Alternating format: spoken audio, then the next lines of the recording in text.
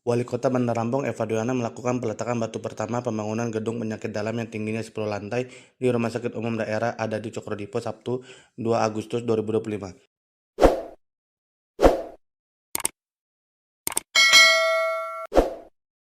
Wali Kota Bandar Lampung Eva Duyana berharap penambahan gedung penyakit dalam tersebut dapat meningkatkan fasilitas kesehatan dan kapasitas pelayanan rumah sakit.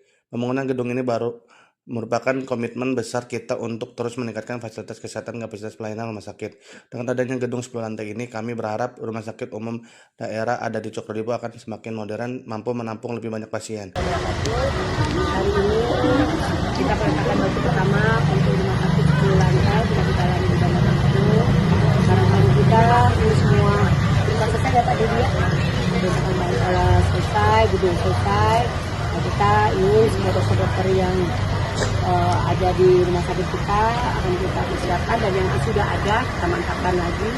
Dan harapan kita rumah sakit 10 lantai ini bisa melayani masyarakat Kota Bandar Lampung yang terbaik. Karena ini ada 5 lantai pengobatan, yang lainnya untuk pasca operasi.